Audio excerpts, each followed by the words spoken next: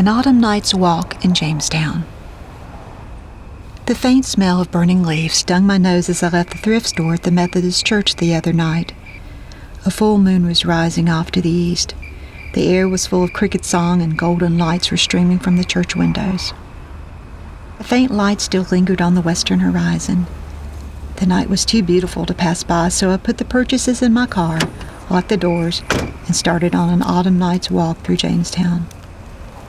The large doors were open over at the fire station. I had to wonder if the folks there were enjoying the night as I was. The last of the early voting volunteers were leaving town hall, and I glanced over and noticed how almost every inch of ground was covered by the candidates' placards. As I neared the front of town hall, something seemed amiss. Something seemed darker. Oh, it was the absence of the ancient maple tree that we lost because of Storm Michael. Was I the only one in town grieving the loss of that beautiful tree?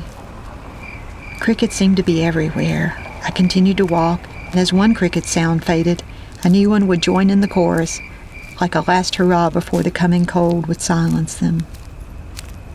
Once I passed the post office, I could see the athletic field lights on over at Jamestown Elementary. Someone must have scored a goal as cheers and applause rose above all the other sounds in town. I was so taken by the sights and sounds around me, I suddenly realized I could have fallen from a large stick rolling under my foot. Grateful I didn't fall, I bent down to move it out of another person's path.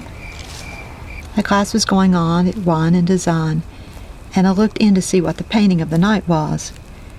The smell of warm garlic bread permeated the air as I passed the Southern Roots restaurant. The windows there were full of smiling faces and lively conversation. A quiet night at the Potables bar. On the upper patio, a lone couple sat looking into each other's eyes, his arm around her shoulders for warmth. I glanced across the street and Full Moon Oyster Bar was busy as usual.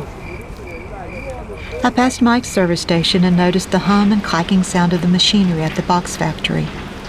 I love the sound because it takes me back to when I was a child. I could hear the second shift of machines running at Jamestown Cotton Mill.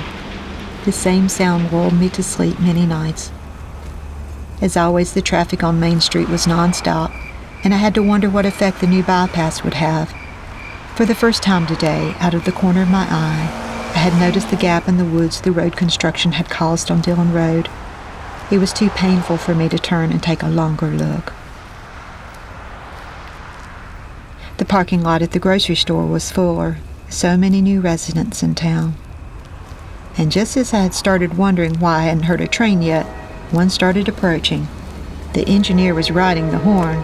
There must have been a deer near the tracks. They're bad to congregate there on the western end of the track, especially this time of year. The cold, clear night amplified the sound, and I almost had to cover my ears. It still amazes me how we've become so accustomed to the rumble and blaring horns of the passing trains through town that we often don't hear them. They're such a part of Jamestown's soundscape. A short walk tonight. The sky was now a deep midnight blue.